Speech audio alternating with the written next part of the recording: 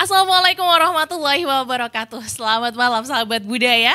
Kita kembali ke RRI Sumeneb karena di episode kali ini Farida yang akan menemani Anda semua. Dan gak sendiri tentu saja karena malam hari ini kita akan berbincang tentang melestarikan bahasa Madura yang notabene merupakan salah satu bahasa ibu di negara kita. Maklum ya, kalau di Indonesia kita terdiri dari banyak suku dan berbagai daerah, dan salah satu bahasa yang menjadi bahasa ibu khususnya bagi orang Madura ya bahasa Madura. Nah, malam hari ini please welcome, Farida sudah bersama dengan Maestro Revitalisasi Bahasa Daerah Madura dari Balai Bahasa Jawa Timur, ada Kak Afan Fatur Rahman. Selamat malam Kak. Selamat malam Kak Farida. Ya, ini baru aja ya, seminggu yang lalu kayaknya ya. Seminggu atau 2 minggu yang lalu. Baru aja memang dari workshop pelatihan festival. Iya nggak sih? Serangkaian. Karena banyak kegiatannya di revitalisasi bahasa daerah Madura itu banyak kegiatannya. Betul. Wah, nanti kita akan ngobrol banyak dengan beliau nih sahabat budaya. Bagaimana kita sebagai generasi muda, terus nanti kita mengetuk tularkan kepada yang lebih muda, kepada penerus dari orang-orang Madura, masyarakat Madura, supaya mereka tidak lupa dengan bahasanya mereka sendiri. Selain bersama dengan Kak Afan Fatur Rahman, kita juga bersama dengan kader mudanya nih, bisa dibilang seperti itu ya. Dan ini nanti siap untuk, ayo teman-teman, kita gak boleh lupa sama bahasa daerahnya kita. Kita harus berbahasa Madura gitu. Ada Zahira Nashwa Ramadhani. Panggilnya siapa? Nashwa Kak. Nashwa ini merupakan salah satu siswa dari Binar Junior High School. Dan kemarin juga barengan ya sama Kak Afan ya? Iya kan? Tapi beda pembahasan, beda topik, beda pekerjaan ya kan? Beda tupoksi lah istilahnya. Betul. Iya. Nashwa gimana? Teman-teman di SMP masih berbahasa Madura atau mereka sudah lo gue and you and I? Sejauh ini masih cukup banyak yang pakai bahasa Madura. Cuman sepertinya untuk penggunaan bahasa Madura yang Engkipunten, yang tingkatan paling tingginya itu udah makin dikit Kak. Udah gak tahu mereka ya? Udah gak tahu. Wah, ini harus tahu nanti caranya supaya gimana untuk memperkenalkan itu kembali. Dan supaya teman-teman muda kita itu gak lupa akan hal itu meskipun mereka sudah canggih dengan berbagai bahasa yang mereka kuasai ya. Termasuk international language, bahasa internasional ataupun bahasa-bahasa dari negara lain. Kak Afan, berapa bahasa Kak? Apanya yang berapa bahasa? Yang dikuasai? Berapa ya? Dua cukup. Bukan kampit tapi ini kan. Gak, paling tidak ya kita harus menguasai bahasa ibu, bahasa daerah masing-masing. Terus kemudian kita juga harus menguasai bahasa nasional. Karena kita kan berinteraksi di Indonesia. Jadi Indonesia itu kan terdiri dari banyak pulau. Ada ribuan pulau mungkin ya. Sumeneb sendiri kan punya 126 kalau tidak keliru. Betul, dan bahasanya berbeda ya Kak? Iya, meskipun tidak semuanya berpenghuni tapi kan banyak di Indonesia apalagi. Nah, Madura sebagai bagian dari Indonesia, ini kita punya bahasa Madura yang merupakan salah satu kekayaan budaya di Indonesia. Karena bahasa daerah itu selain memang menjadi kekayaan budaya daerah, termasuk juga menjadi kekayaan budaya nasional. Dan itu memang harus dilestarikan. Nah, pelestariannya itu kalau tidak mulai dari kita, generasi muda, anak-anak, ya siapa lagi gitu. Iya, karena memang banyak senior-senior yang memang faknya, bidangnya di bahasa Madura itu sudah mendahului kita gitu. Betul. Ya Kak. Jadi kalau misalnya nggak ada penerusnya, bisa saja suatu saat nanti nggak ada yang namanya bahasa Madura, ya kan? Iya, betul. Makanya sekarang ini bahasa Madura menjadi salah satu bahasa yang direvitalisasi. Jadi masuk dalam program Kemendikbud. Jadi RBD itu revitalisasi bahasa daerah Madura. Itu dimulai sejak tahun 2023 dan ini tahun kedua. Dan untuk tahun kedua ini Kak Farida bukan hanya di daerah Madura saja. Artinya di Madura kan ada 4 kabupaten. Nah, sasaran revitalisasi bahasa daerah Madura itu bukan untuk tahun sekarang ya, bukan hanya di 4 kabupaten di Madura itu. Tapi juga meluas ke daerah Bondowoso dan daerah Situbondo. Benar, karena yang menggunakan bahasa Madura ternyata banyak juga di daerah ini. Betul, ya Kak? Betul. Meskipun orang Madura sendiri bilangnya kan Jawa atau Coba gitu. Tapi ternyata mereka menggunakan bahasa Madura di situ ya. Dan sehari-harinya memang menggunakan bahasa Madura dalam berinteraksi. Kok nah. Ya. Nah, tadi Najwa bilang ada dalam bahasa Madura kita kenal dengan adanya tingkatan bahasa gitu. Dan kalau anak mudanya kita itu sudah mulai nggak begitu paham kalau misalnya sudah masuk ke Engkipunten gitu. Tapi mereka masih pakai bahasa yang antar teman yang tingkatan itu paling bawah gitu Kak. Ini dibahas juga nggak sih ketika revitalisasi gitu? Iya, ini menjadi salah satu konsen dari program revitalisasi bahasa daerah terutama Madura. Karena bahasa daerah kan rata-rata mengenal istilah tingkatan bahasa atau kalau di Madura dikenal dengan Ondegobasa. Nah, Ondegobasa ini menjadi salah satu konsennya juga. Cuma pintunya, jadi caranya itu beragam Kak Farida. Bukan hanya langsung belajar Ondegobasa saja. Tapi melalui cerita pendek, melalui cerpen. Tapi cerpennya itu juga cerpen yang berbahasa Madura. Jadi melalui menulis cerpen, nah kontennya, isi cerpen itu salah satunya mengedukasi bagaimana anak-anak itu mengenal Ondegobasa. Kalau tadi dibilang bahwa sekarang rata-rata kurang begitu banyak yang paham terhadap Ondegobasa, harapannya melalui penulisan cerpen, melalui karya-karya kreatif seperti ini, anak-anak akan bisa, anak muda ya, akan bisa mempelajari atau memahami Ondegobasa melalui cerita pendek itu. Di samping memang selain cerpen ada pidato. Jadi anak-anak itu juga diajari bagaimana caranya berpidato di depan umum dengan menggunakan bahasa Madura.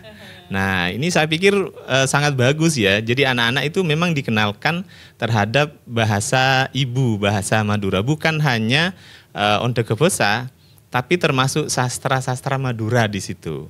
Karena ada penulisan puisi berbahasa Madura. Jadi ada pembacaan puisi, terus ada mendongeng. Kemudian ada juga nembeng. Selain nembeng itu ada lawakan tunggal. Pelegiran kalau yang di sini itu. Sekarang kan lagi stand up comedy gitu. Tapi berbahasa Madura yang ini berbahasa Madura, betul. Keren tuh. Oke, nanti kita bahas seberapa keren dan seberapa menarik ketika bahasa Madura itu diajarkan juga ya. Najwa asli Madura? Asli Madura Kak. Asli ayah ibu semuanya ibu Madura ya. Dan di keluarga dari kecil dibiasakan untuk berbahasa Madura? Kebetulan masih sering pakai, tapi karena ternyata adik-adik saya sudah mulai kurang mengerti, lebih banyak masuk bahasa Indonesianya Kak. Oke, nah itu tuh adik-adik saya sudah mulai kurang mengerti. Nah kemarin yang ketika ada program revitalisasi ini, Najwa lebih tertarik untuk belajar bahasa Madura lewat sisi mana? Lewat kesenian yang mana? Untuk kemarin, kebetulan Najwa sendiri itu ikut di bidang baca puisi. Jadi di situ, walaupun cuma baca puisi, ternyata banyak kosakata bahasa Madura baru yang baru Najwa tahu dari puisi tersebut. Jadi gitu Kak.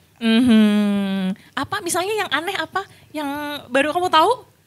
Kemarin itu ada apa ya? Tinkeleki. Nah dan itu menurut Najwa pronunciation-nya juga rada susah ya sekarang. D-nya itu ke bawah ke bahasa Indonesia. Gimana pronunciation-nya Kak? Yang benar Kak? Itu sudah benar, Tinkeleki. Tinkeleki. Yang agak susah sepertinya Nasra antara huruf D sama DH itu D sama D itu ya. Apakah itu namanya bunyi halus Kak. Jadi bunyi halus itu ada dua, halus demang, halus berak. Banyak pembagian-pembagiannya lagi. Oke, sama ternyata sahabat budaya. Belajar bahasa Madura dengan belajar bahasa Inggris gitu. Nah, itu sama ya. Jadi pronunciation-nya itu ada tingkatannya juga ya. Oh gitu. Kapan harus tebal, kapan harus sedang-sedang saja, kapan harus halus itu ada. Mungkin barangkali kalau belajar Mandarin juga seperti itu kali ya. Tuh, memang bahasa itu sesuatu yang tidak stagnan dan harus terus dipraktekkan, harus terus dipelajari karena bahasa itu setiap tahunnya pasti berkembang gitu, pasti berkembang. Ada saja kosakata baru, ada saja aturan-aturan yang baru. Maka dari itu ada nih revitalisasi untuk bahasa sendiri, bahasa Madura sendiri. Nah, sahabat budaya, pastikan Anda masih bersama Farida dan juga bersama Kak Afan dan Nashwa. Kita masih di obrolan budaya yang tentunya ini masih sebagai pembuka dari kita bertiga untuk lebih mengenal seperti apa bahasa Madura dan bagaimana bahasa Madura itu diajarkan nantinya supaya terus ada dan menjadi salah satu kekayaan yang kita miliki di Indonesia. Tetap bersama obrolan budaya di RRI Sumeneb.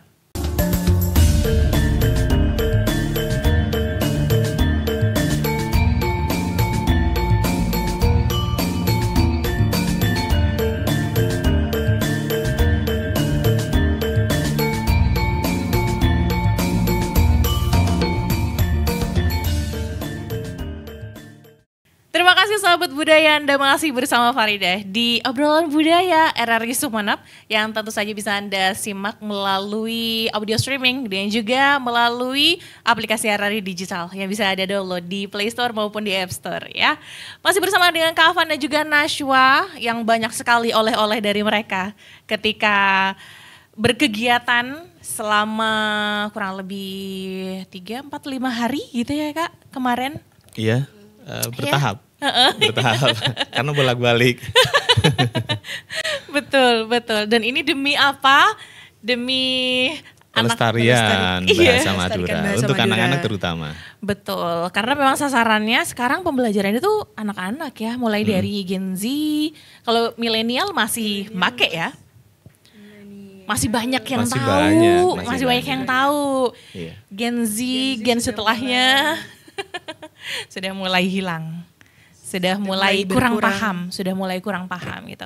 Nah, tadi yang menarik juga sahabat budaya bahwa ketika program itu dilaksanakan, pembelajaran itu bisa dilaksanakan dengan fun, bisa dilakukan dengan sangat menyenangkan melalui ketertarikan mereka terhadap seni dan budaya. Misalnya baca puisi, cerpen. Nah, terus kalau di Madura ada mamacah juga, ya Kak. Coba kita perkenalkan sedikit mamacah itu seperti apa sih nih sama sahabat budaya yang di luar nih Kak.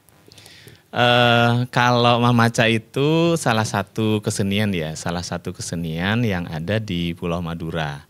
Ada yang bilang mamaca, ada yang bilang macopat. Jadi itu nembang.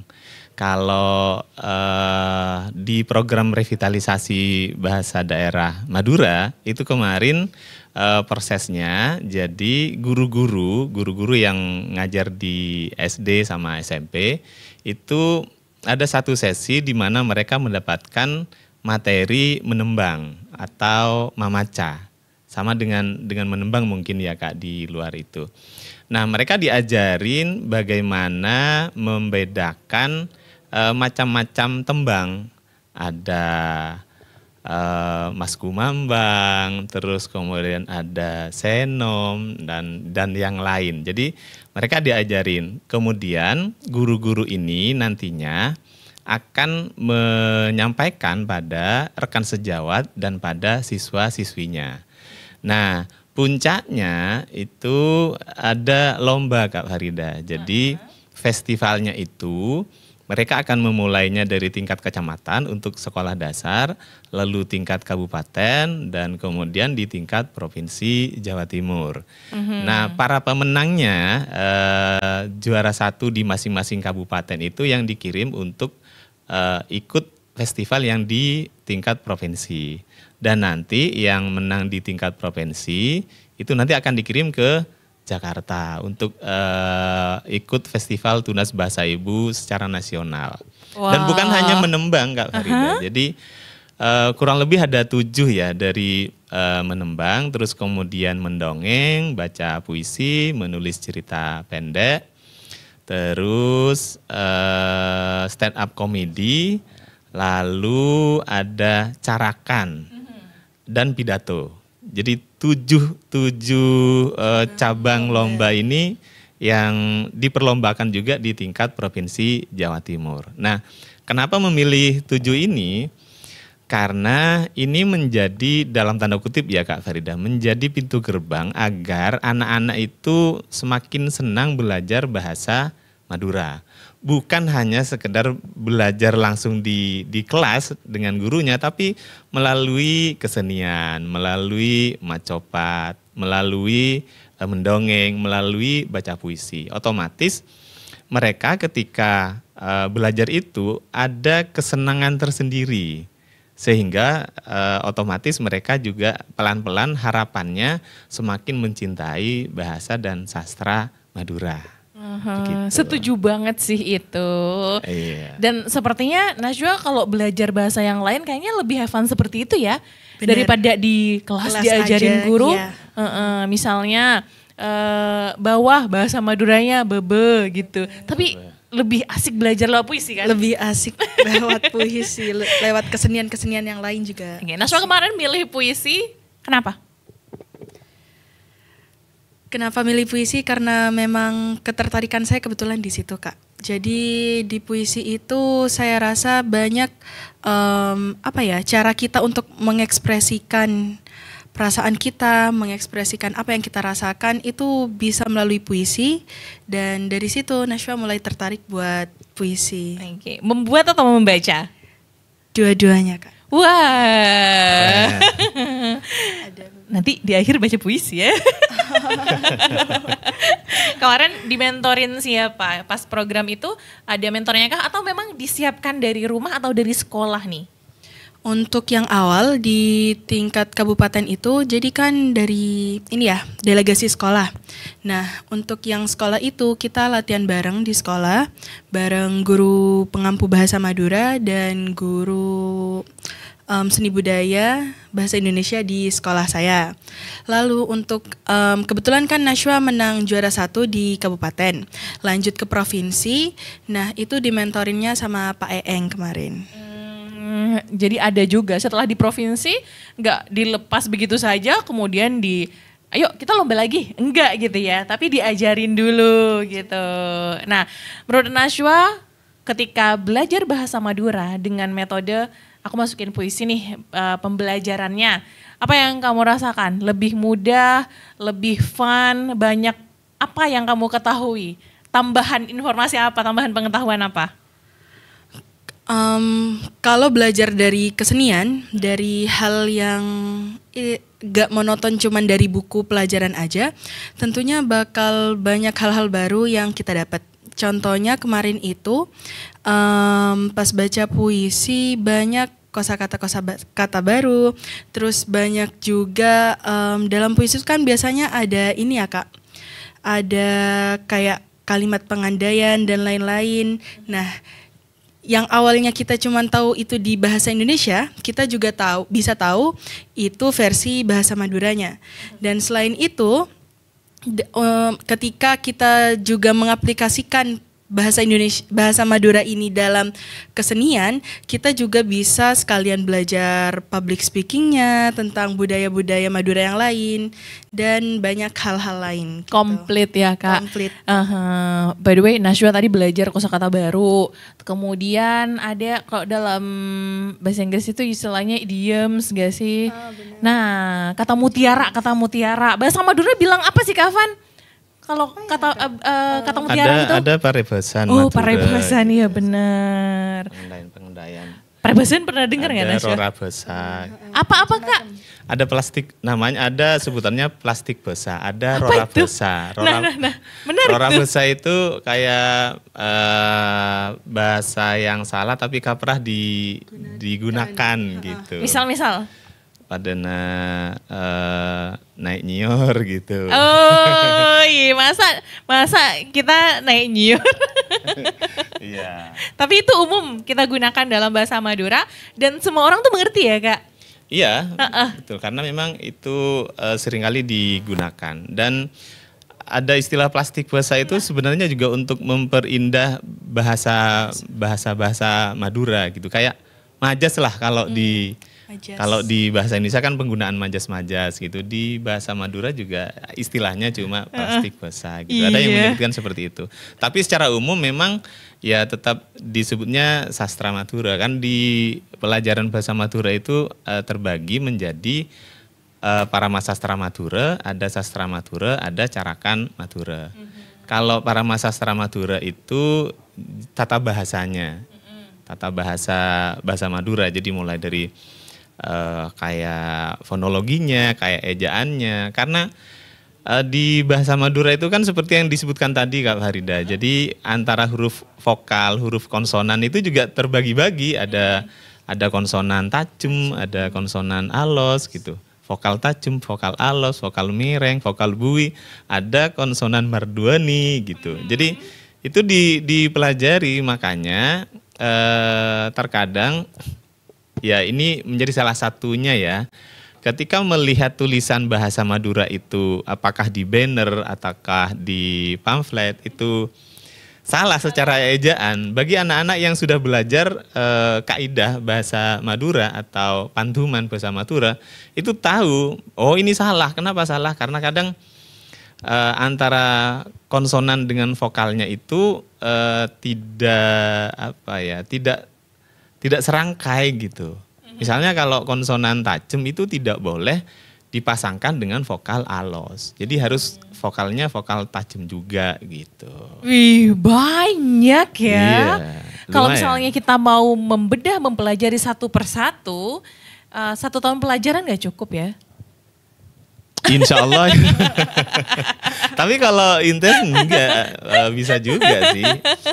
Itu dipelajari gitu. Makanya kami juga melalui beberapa pintu gitu, bukan hanya sekedar yang dalam tanda kutip katanya Nasra tadi kan agak membosankan gitu kalau hanya belajar di buku teks. Ya makanya sekarang pendekatannya ya pendekatan yang menyenangkan dalam tanda kutip gitu. Dan itu kapan dimulai pendekatan seperti itu Kak? Sebenarnya secara tidak langsung banyak sebenarnya yang sudah memulainya ya, tapi Kemendikbud, terus Jawa Timur terutama juga bahasa Madura itu masuk revitalisasinya itu di tahun 2023. Tapi sebenarnya Kak Farida di kantong-kantong budaya, kantong-kantong komunitas di bawah itu sudah banyak juga yang menggunakan teknik-teknik seperti itu, cara-cara seperti itu. Misalnya kegiatan mendongeng ya. Mendongeng kalau di sekolah-sekolah, terutama misalnya di sekolah yang ada di desa ya, itu masih sering kali menggunakan dongeng-dongeng bahasa Madura di surau, di langgar. Jadi kayak cerita-cerita masa lalu itu disampaikan dengan menggunakan bahasa Madura. Bahkan di rumah-rumah penduduk misalnya ya. Tapi di desa itu rata-rata kan masih menggunakan bahasa Madura. Jadi ketika menyampaikan cerita, menyampaikan dongeng, ya itu menggunakan bahasa Madura. Apalagi ibu-ibu kalau bergosip ya kan Kak? Iya, iya betul. Oh kok betul sih? Enggak di bidang seni misalnya. Dari dulu di kita kan ada kesenian ludruk atau ketoprak. Nah itu juga kan masih menggunakan bahasa-bahasa Madura gitu. Jadi itu bagian dari merawat bahasa Madura bersama-sama gitu. Cuma sekarang ada program khusus nih dari tahun 2023 yang sasarannya diperuntukkan untuk guru-guru kemudian untuk siswa. Jadi harapannya biar mereka semakin intens belajar bahasa Madura.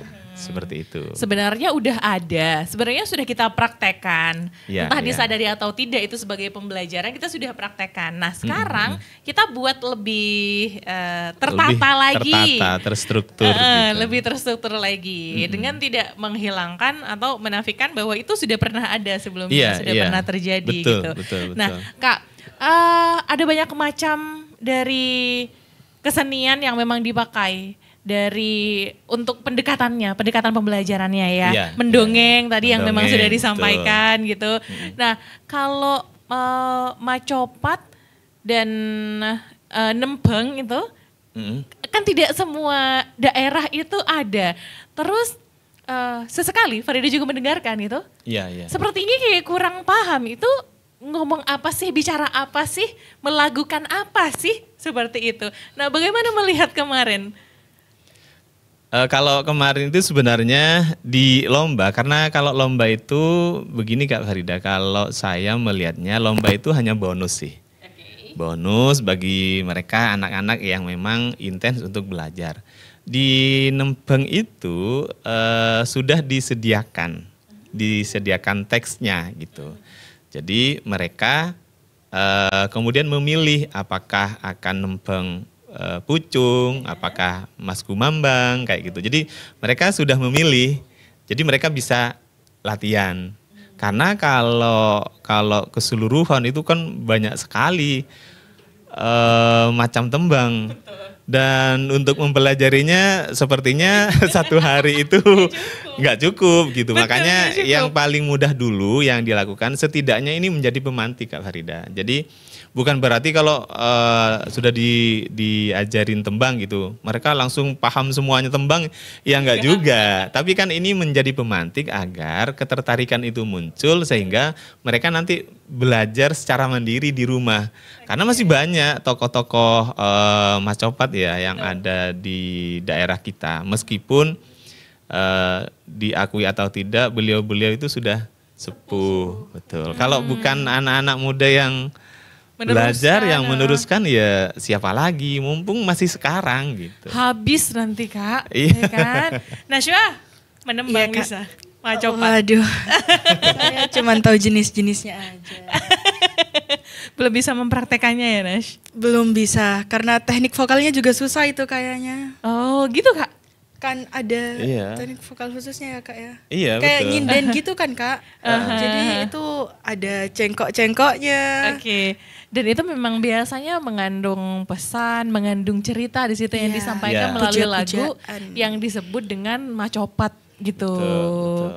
Nah kalau berkunjung ke Madura nih sahabat budaya akan ketemu dengan yang seperti itu biasanya di acara-acara pagelaran besar, acara di pemerintahan atau acara di desa gitu Iya, ketika iya. ada selamatan pernikahan atau acara yang Rokat lainnya. biasanya.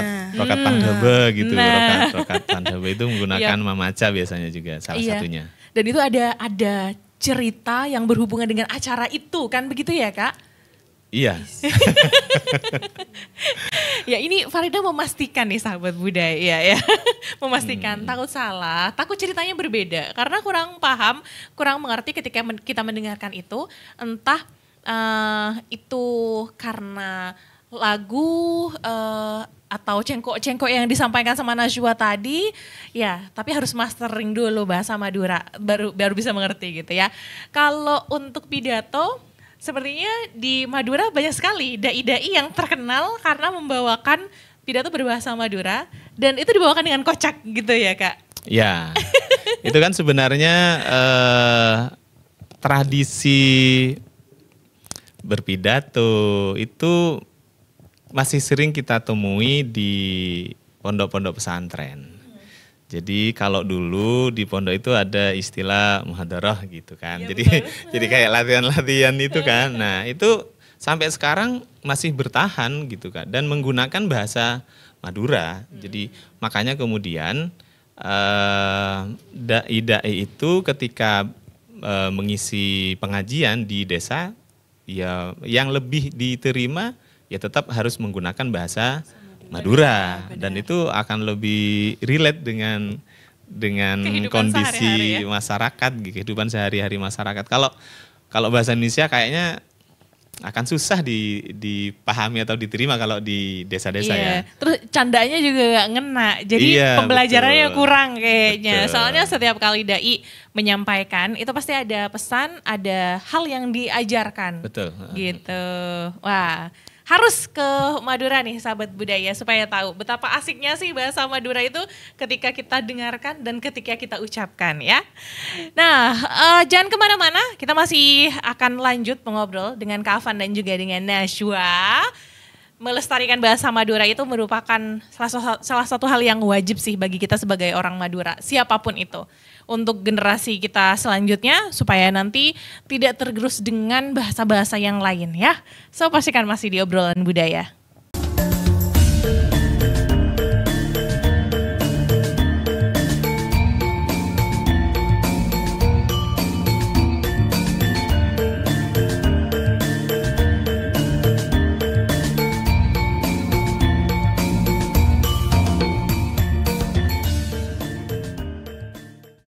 Nah sahabat budaya, ngobrol tentang bahasa Madura yang terus dilestarikan hingga kini.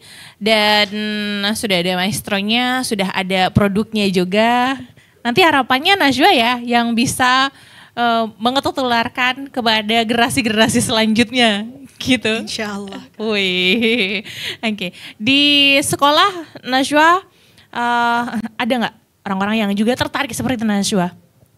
Aku mau Dari bahasa Madura. teman-teman atau- Iya, dari teman-teman seangkatan semuanya. Dari teman-teman lumayan banyak yang tertarik sama bahasa Madura. Kemarin pas ikut FTBI juga ada beberapa teman-teman yang alhamdulillah juga menang di FTBI Kabupaten ini. Dari sekolah saya kebetulan ada Tempeng sama Cerpen ya Kak Afan ya. Betul. Dan itu semua kalau di sekolah saya itu ini loh Kak, diakomodir, dikoordinasikan. Jadi memang ada program di sekolah saya yang juga melestarikan bahasa Madura itu sendiri. Oh, ada memang. Kafan melihat Ya. Madura, kita stay di Sumenep nih, Sumenep dulu biar ruang lingkupnya lebih kecil. Oke. Generasi mudanya kita untuk geliatnya mempelajari bahasa Madura supaya tidak terlupakan itu banyak nggak sih Kak? Kalau saya melihatnya masih banyak ya, terutama yang ada di desa-desa kan. Jadi studinya bukan hanya di kota lah, tapi juga di desa-desa. Saya merasa bangga bahwa anak-anak muda di desa, meskipun sudah mulai tergerus juga pelan-pelan, tapi mereka masih intens menggunakan bahasa Madura sebagai bahasa komunikasi. Cuma ini memang harus terus diupayakan Kak Farida, karena memang dari beberapa penelitian, pengamatan, justru malah orang tuanya yang memulainya untuk tidak menggunakan bahasa daerah sendiri. Misalnya sejak bayi sudah mulai diajak berbicara menggunakan bahasa Indonesia. Jadi ketika anak-anak yang masih balita itu diajak berbicara dengan menggunakan bahasa Indonesia, maka otomatis pembelajaran bahasa ibunya itu ya kurang gitu, karena mereka akan terbiasa menggunakan bahasa Indonesia. Beda dengan ketika di keluarga itu sehari-hari dibiasakan menggunakan bahasa Madura. Jadi itu nanti akan lebih kuat lah, lebih kokoh. Bukankah nanti untuk bahasa di luar bahasa ibu bisa dipelajari di sekolah gitu. Nah lo. Karena porsinya, kalau bicara porsi Kak Farida, lebih banyak bahasa Indonesia di sekolah daripada bahasa Madura. Jadi kalau di rumah juga sudah diajak berkomunikasi bahasa Indonesia, terus kemudian di sekolah juga bahasa Indonesia terus, ya kapan bahasa Maduranya diajari? Kalau di sekolah kan porsinya, jika di jam pelajaran hanya kurang lebih 2 jam pelajaran dalam 1 minggu itu. 1 minggu ya. Sangat kurang sekali, makanya harapannya di keluarga itu diperkuat dulu gitu. Tapi sekarang gini Kak Farida, jadi yang membanggakan adalah anak-anak muda sekarang itu sudah mulai juga menggunakan teknologi untuk pembelajaran bahasa Madura. Misalnya di TikTok gitu. Okay. Ada banyak yang berbicara bahasa Madura, misalnya ngajak komunikasi berbahasa Madura, tahu nggak artinya apa kayak gitu. Terus kemudian ada juga kata-kata motivasi yang sering kali ada di slide-slide itu menggunakan bahasa Madura, meskipun memang secara ejaan masih banyak yang harus diperbaiki. Tapi semangat untuk merawat, melestarikan bahasa Madura itu juga sudah ada. Misalnya seperti harapannya ke depan ya seperti Najwa dan teman-teman yang sebaya. Jadi bukan hanya sekedar mempelajarinya sendiri, tapi harapannya mengetuk tularkan pada orang lain di luar gitu. Kalau misalnya nanti bisa dijadikan konten dalam tanda kutip ya, apakah di IG, apakah di TikTok atau di YouTube, ini kan akan semakin luas jangkauannya sehingga orang-orang di luar juga bisa belajar dari IG, dari YouTube, dari TikTok gitu. Belajar bahasa Maduranya seperti itu. Iya, Kak Van ternyata juga memantau ya perkembangan teknologi. Banyak ya Kak. Dan postingan-postingan atau kreativitas teman-teman di media sosial itu entah Instagram ataupun TikTok itu memang banyak yang berbahasa Madura gitu. Entah quote seperti tadi, tebak-tebakan. Tapi memang diakui ya Kak, ejaannya masih ada yang salah gitu. Iya, dalam 2 bulan terakhir Kak Frida, saya dengan teman-teman mahasiswa itu memang konten konten-konten yang berbahasa Madura itu mulai di riset lah. Okay. Nah, jadi mereka bersama teman-teman mahasiswa akan mencari konten-konten apakah banner, apakah konten di TikTok atau di IG yang menggunakan bahasa Madura. Mereka juga akan menganalisis ejaannya. Dan ternyata yang banyak harus diperbaiki memang dari sisi ejaan. Iya, tapi satu Kak yang perlu kita syukuri gitu. Yeah. Perkembangan teknologi ini ternyata memberikan kita kesempatan yang luas untuk memperkenalkan bahasa Madura dimanapun. Betul. Dan untuk mempelajarinya dimanapun dan kapanpun juga gitu. Betul, nah, mulai produksi kayak gitu enggak? Uploading gitu di media sosial? Insya Allah setelah ini Najwa bareng teman-teman yang kemarin juara FTBI dan nantinya insya Allah juga akan mengajak teman-teman pelajar lain di Sumeneb. Itu bakal buat komunitas yang emang berfokus di bahasa Madura ini Kak. Oke, ide bagus ya. Nanti berarti di situ konten di media sosial masuk, pembelajaran masuk. Bener. Gitu. Atau terjun langsung ke masyarakat untuk ngobrol bareng. Kalau untuk ngajarin kayaknya ini ya terlalu strange gitu, terlalu string ya ngajarin. Emang kamu siapa? Enggak, kalau di media sosial itu sebetulnya kalau menurut saya itu bukan langsung ngajarin Kak. Jadi berbagi aja gitu. Apa yang kita tahu ya kita bagi aja di media sosial. Dengan seperti itu maka pelan-pelan pengetahuan ini juga akan merambah di luar kita gitu. Orang-orang yang nonton konten-konten itu juga akan secara tidak langsung ya juga akan tercerahkan gitu. Misalnya ada banyak bek-tebakan Madura gitu. Salah satunya taktul jambat gitu. Misalnya dulu kan, ayo apa taktul jambat gitu. Ternyata atak nafutol ojana lebat gitu. Jadi yang kayak gitu kan akan menarik gitu bahwa dulu di masa orang tua kita yang masih muda itu seringkali mainnya ya tebak-tebakan bahasa Madura. Terus kayak lagu-lagu bahasa Madura. Oke. Tembang bahasa Madura kan banyak kayak titik turin, terus kemudian kolajeng kayak buntok kayak gitu. Tunggu Kak, jangan-jangan Najwa nggak tahu itu Kak? Tahu Najwa? Tahu beberapa Kak. Alhamdulillahnya masih tahu. Iya, salah satu permainan tradisional itu Madura sekali ya. Iya. Dan itu generasi 80-an, 90-an hafal banget dengan itu. Nah, iya kan? Iya, makanya dengan kita kayak memainkan permainan tradisional seperti itu, berarti ada dua hal yang direvitalisasi, bahasa dan sastra Maduranya, permainan tradisional Maduranya. Karena dengan bermain seperti itu, ini juga menjadi salah satu media untuk mengenalkan kehidupan di Madura itu dulu seguyup itu. Jadi ketika bermain ya seakrab itu, semenyenangkan itu. Bukan bermain gadget yang dari rumah masing-masing gitu. Jadi itu sih harapannya. Iya, Nas nanti main lagi ya. Kalau misalnya gak ada generasi di atasnya yang ngajarin ke Kafan. Ya, boleh. Karena memang kita sadari dan kita akui juga permainan tradisional dengan bahasa Madura itu nyambung sekali.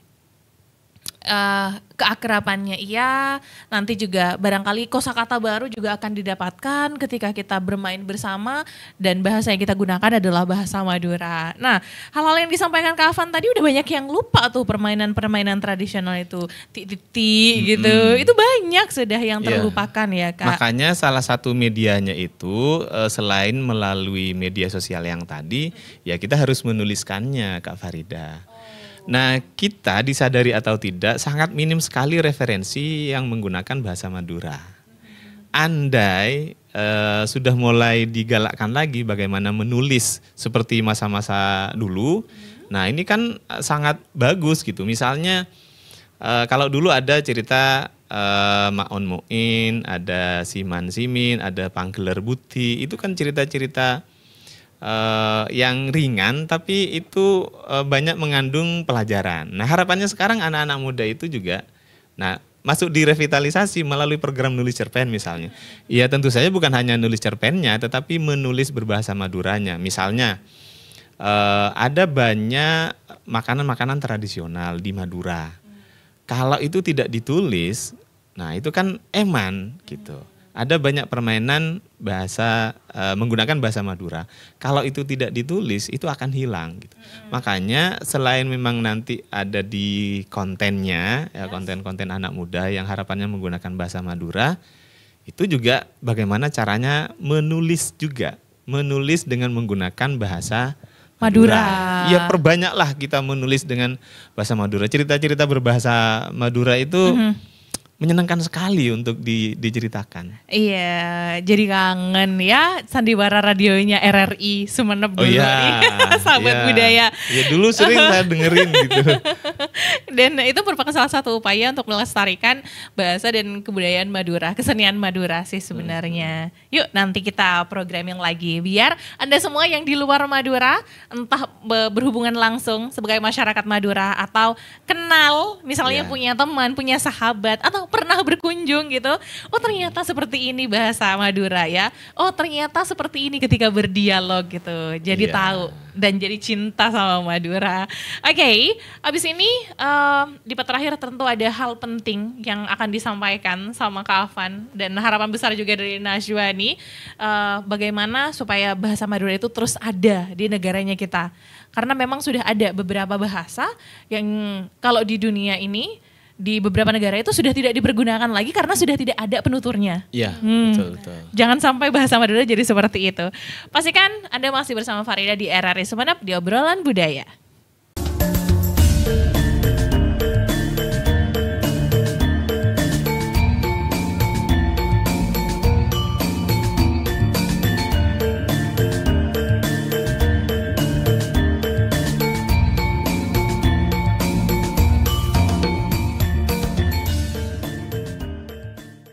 Sahabat budaya, gimana?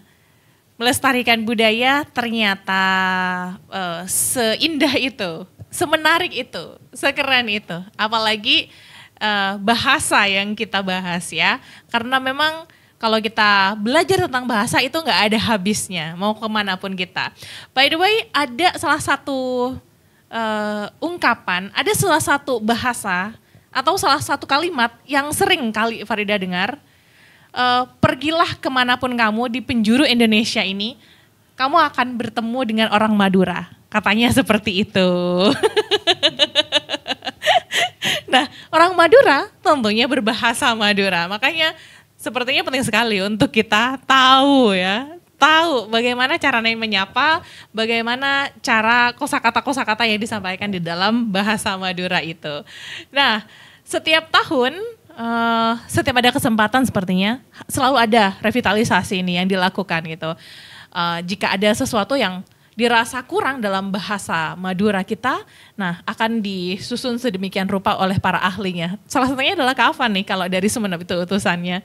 Nah, kedepannya seperti apa Kak Afan melihat masa depan dari bahasa Maduranya kita, Kak?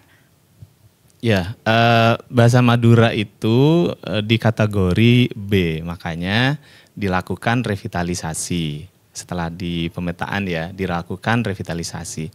Saya tetap optimis gitu, kalau misalnya gerakan ini akan menjadi gerakan bersama, saya tetap optimis bahwa bahasa Madura tetap bisa kita pertahankan. Nah, perhatian ini memang tidak hanya dari satu pihak, bukan hanya dari sekolah saja, bukan hanya dari pemerintah saja, tetapi semuanya gitu. Nah, kita bisa banyak belajar di luar, misalnya di Israel gitu Kak. Itu ada satu bahasa yang dalam beberapa tahun terakhir itu sudah dihidupkan kembali. Jadi namanya bahasa Ibrani. Dulu itu hanya tinggal jadi bahasa mantra gitu. Jadi sudah tidak digunakan, tapi dengan penelitian yang intens, dengan upaya yang intens untuk menghidupkan kembali, merevitalisasi mungkin ya bahasanya, sekarang sudah digunakan lagi gitu. Jadi oleh masyarakat jadi sudah hidup lagi gitu. Nah, ini kan dari satu sisi ya, sisi ini bisa ditiru gitu. Nah, bukankah kita juga sebelum terlambat kita bisa memulainya untuk merevitalisasi. Di tahun 1999 itu kalau tidak keliru UNESCO itu sudah menetapkan setiap tanggal 21 Februari itu diperingati sebagai Hari Ibu Internasional. Nah, ini kan bukan hanya sekedar berhenti di peringatan saja harapannya, tetapi ini mengingatkan pada kita untuk tetap mencintai, melestarikan bahasa sendiri. Di tahun 2019 di penelitian itu di Indonesia ada sekitar 718 bahasa daerah atau bahasa ibu, yang 11 diantaranya itu sudah mulai punah.